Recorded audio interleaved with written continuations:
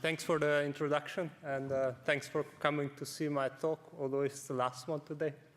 Yeah, I work as a data scientist at Zalando. We are a big fashion platform, and I work on the payments team.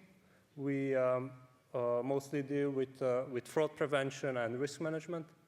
So in our work, we use a lot of machine learning and Spark. So I come from the machine learning background, and when I started this job about a year ago, I didn't know very much about Spark.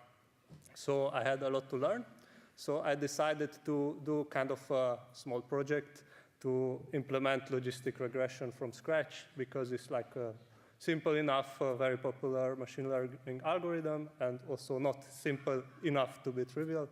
So today I would just like to share the lessons that I learned, and I hope they will be interesting for you also. So first lesson is also like a disclaimer. So it's not about making a better version of logistic regression or making a contribution that is better than some of the libraries that exist there. So we don't need another logistic regression implementation. But if we look under the hood and take things apart and see how they work, so I have learned a lot by this, especially in a new technology for me, which was Spark.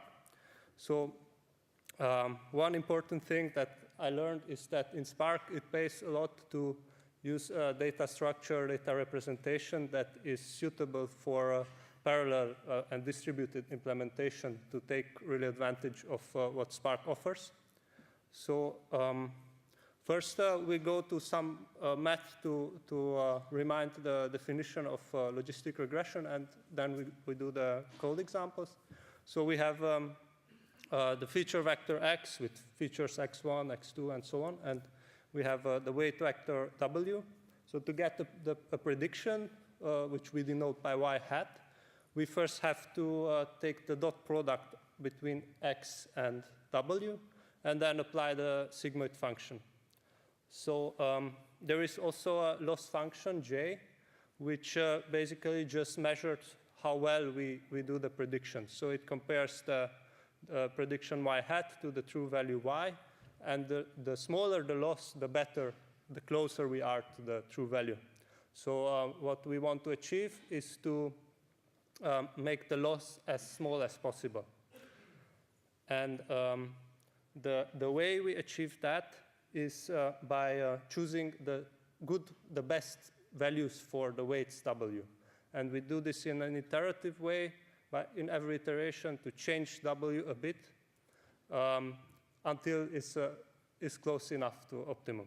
So we have to take the derivative of the loss function with respect to the weights.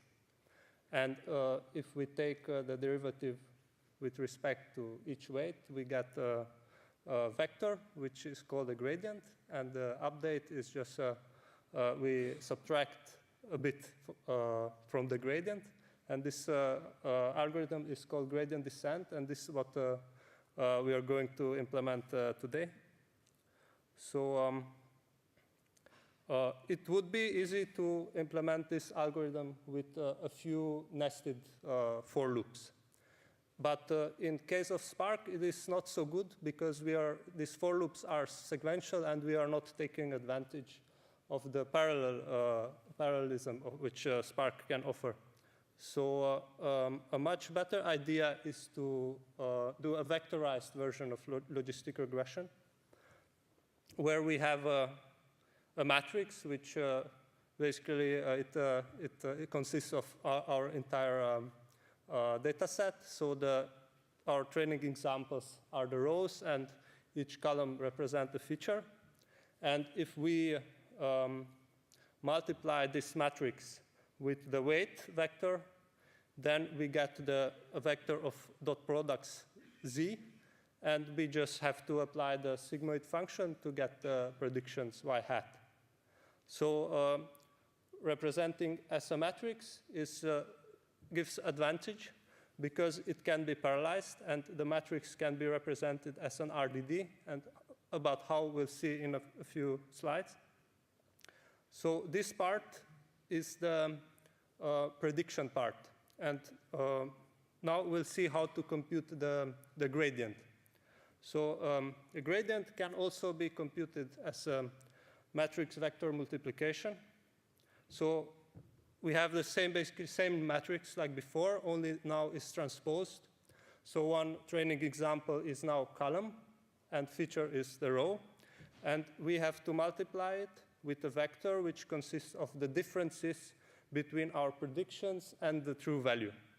So if we do that and then divide by the number of examples, we get the gradient vector, and we can update the weights.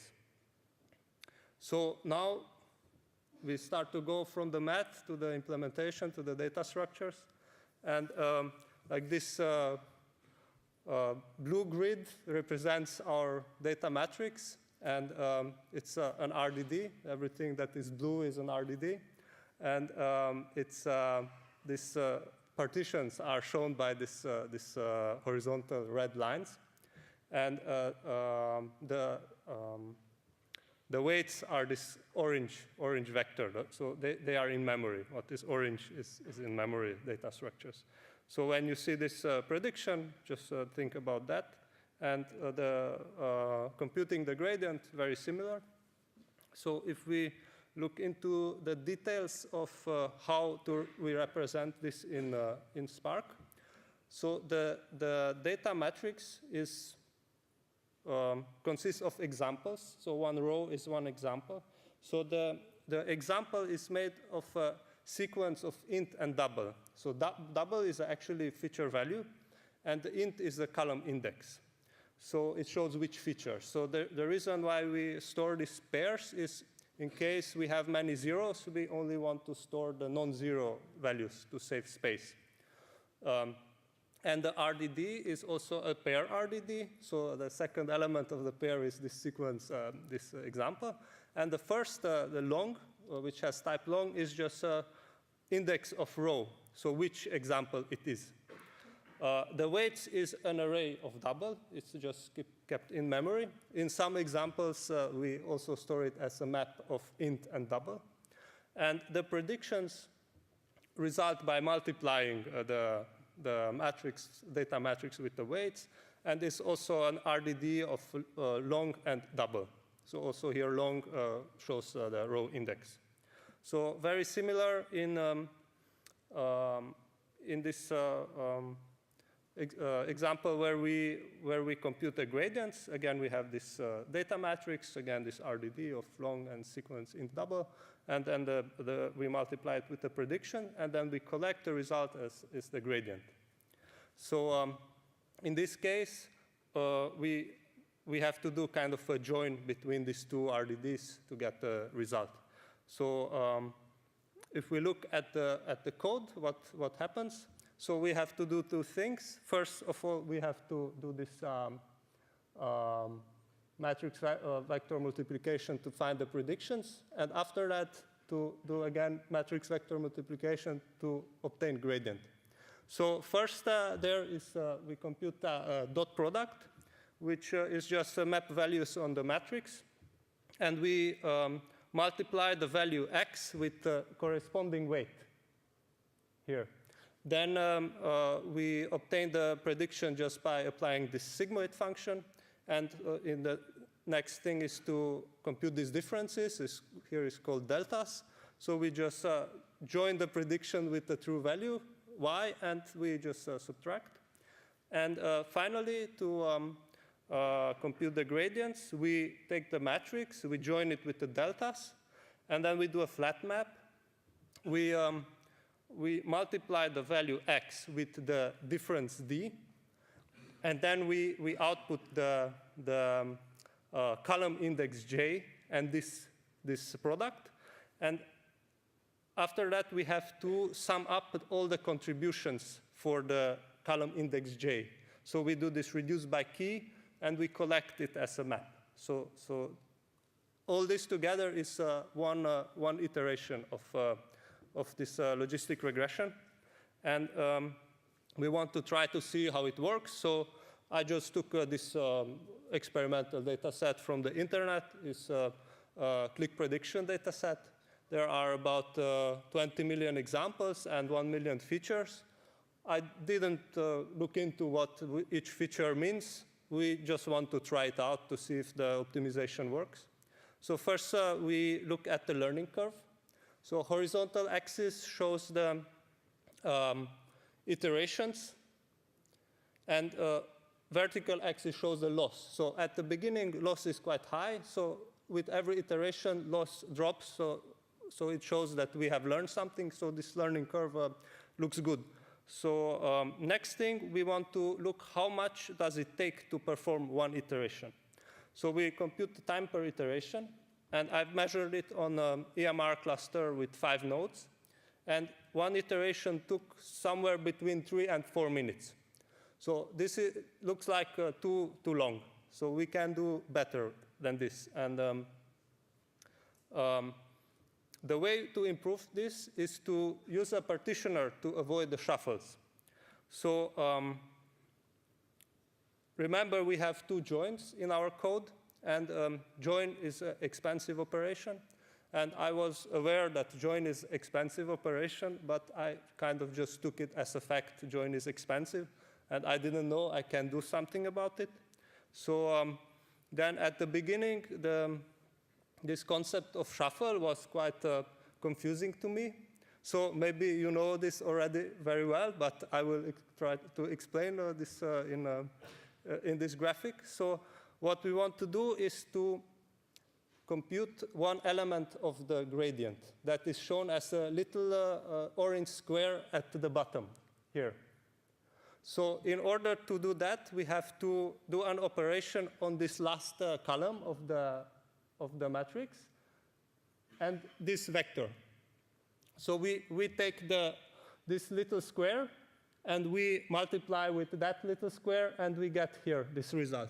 And then next, this little square with that little square, and we get next result. And finally, we sum all this together, and then we get one component of the gradient. To get next component of the gradient, we have to do next column and with this vector, and so on. So you see that there are corresponding little squares which we have to multiply together. So if in general, if the partition is somehow made arbitrarily, we are in this case on the right side. So where first the RDDs have to be lined up so that this corresponding values are in the same partition in the same executor.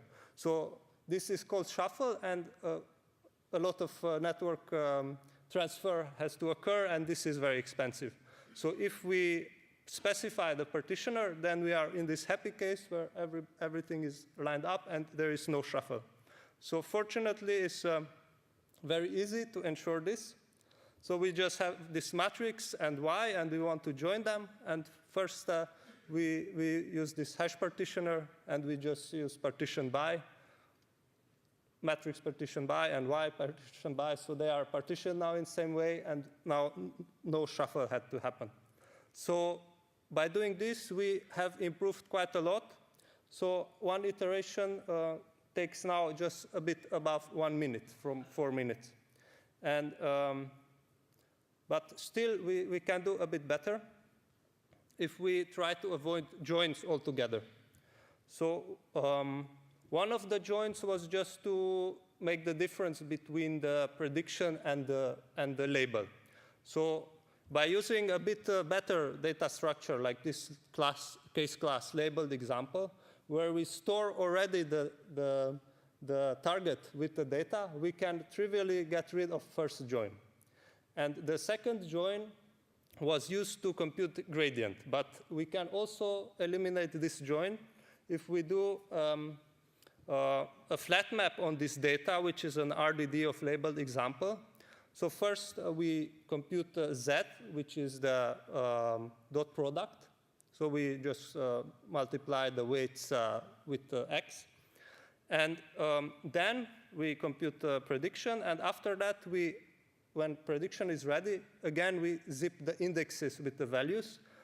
We compute the difference with prediction and target, and we multiply this by the feature value. And we also output this k, which is the dimension, the column index in the matrix. So in the end, we have to sum up all these contributions. So we do this reduce by key and collect as map. So we have now, again, computed our gradient without joins. And this further improves the time per iteration to about 30 seconds per iteration. So by this time, I was already quite happy. I saw, OK, like 8 times better performance. I was quite proud of myself, but only for a short time, because I have compared how the built-in logistic regression in Spark, how fast it is. And I saw it's much, much faster. So I started to read the source code to see what could they have done differently. And I came across these 2 functions, aggregate and treeAggregate. So when I was a beginner in functional programming, I thought this 2 function is too complicated, like kind of function which try to do everything. So I ignored it. But when I ran into them many more times, so I try to understand it better. So I will try to explain with this graphic. So on the left side, you have this data matrix. And imagine that these rows are flying off to the side, and they are squished into a partial result. So this sequential operation is applied onto them one by one, and the output is this partial gradient. And then this happens on several different parts of the data, and the different partial results have to be combined into final result. And this is done through the combining operation.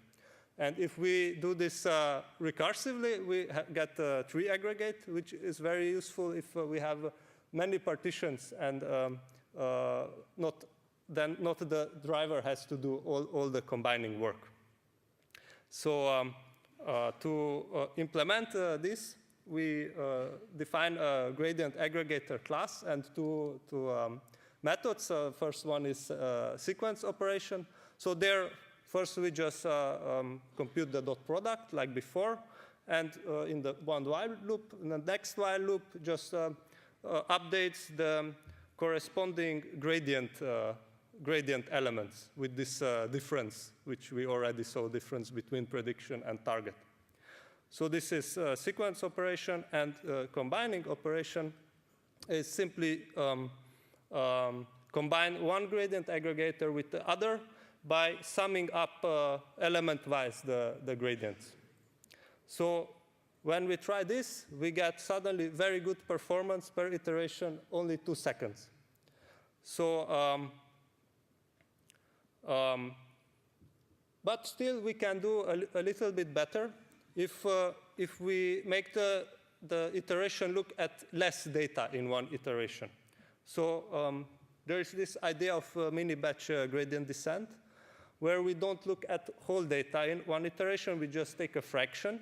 So batch size, which I used, was 1024. And then we just sample the mini-batch, and again, we do aggregation. So now we first look at the learning curve, if it's still OK, and it still looks good. And time per iteration has dropped more. But now these last 2 bars are a bit hard to read, so I will zoom in just last 2 bars. So we can see that from 2 seconds per iteration, we are now half a second per iteration. So now we try to do slowly, the time per iteration goes to 0, but still we try to do something better.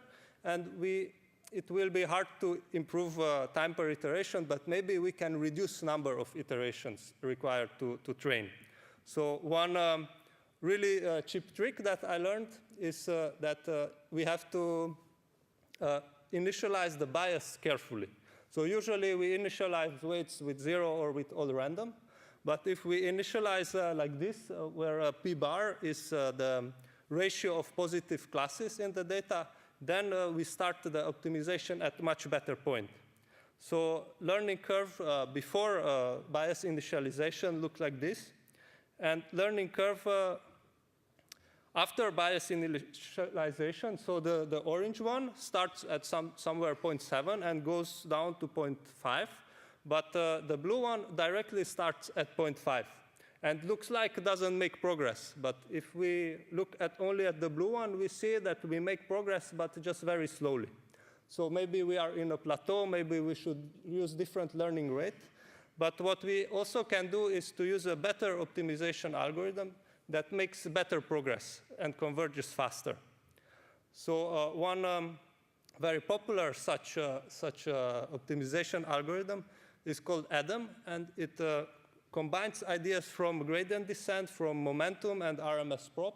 So we don't have time to explain how exactly it works, but it basically just keeps running average of the gradients. And when gradient is consistent value, we can make a bigger step. Or when the gradient is too small, like in this plateau, also we can make a bigger step in the update. And it's very useful in making progress in plateaus. So we look at learning curve for ADAM. So on left, you have a learning curve of regular gradient descent, and ADAM is learning curve much better. But the main point here is that in the simple gradient descent, we didn't initialize the bias. So also on the right side, when we initialize bias, like we had this kind of plateau, which doesn't make progress, but ADAM make progress very quickly. So we reach a small loss very fast. So we can achieve same thing with many fewer iterations. So if we look at time per iteration, we see that ADAM is not worse than the other best solution which we had until now, but we can make, in total, much shorter time because of fewer iteration. So in conclusion, we implemented the logistic regression from scratch. The first version was really bad, but we improved it by 40 times and also made it converge faster. So the code examples are on GitHub. Please try them out. If you have questions, I'm quite nervous, so just simple ones. And later we can discuss more, or you write me an email. And please come work with me at Zalando. It's very nice. And thank you very much.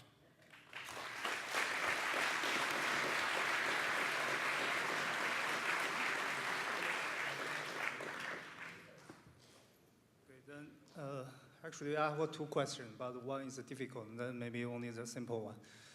I think the title is Sparse Logistic Regression. I didn't really get the sparse part. So, yeah, so one point in the sparse is that this data set which we used was 20 million example and 1 million features. So we represent the data matrix in sparse way. Second point is also the weights can be represented in sparse way. So this really didn't cover it, but if we want to model interaction between weights, so like pairwise, then it will combinatorially explode, so we can keep just a hash map of most important weights and set many weights to 0. So from this point of view, I mentioned sparse. Then, do you use any Scala, maybe linear algebra package to help you to do this sparse vector multiplications? So in this example, no. So everything is written from scratch. So in general, I don't recommend this, to write this from scratch. But the point was here to exercise Spark and Scala, because I was kind of learning it. So that's why I tried to do everything from scratch. Thank you. A simple question, but I think you already answered it just a second ago, saying why have you re-implemented that from scratch? Did you actually compare the performance to the original Spark ML implementation of what you have actually ended up in the last iteration? So in terms of time per iteration, it is the same like Spark ML or MLlib. In terms of convergence, Spark uses a better optimization algorithm with second-order derivatives, this LBFGS, something. So that converges faster. But if you use stochastic gradient descent in Spark ML, then this Adam is actually better than that. Okay, thank you.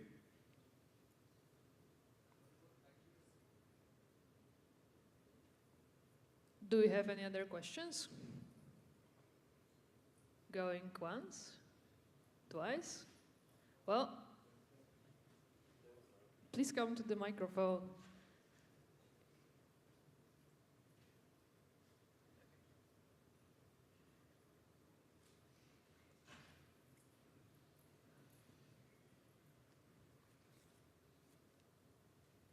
Hi, thanks very much for this nice presentation. I just asked whether you compared the accuracy of the final model with any baseline.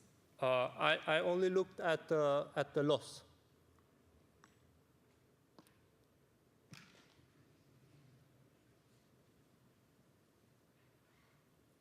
All right, great job. Thank you so much. And let's thank our speaker with applause.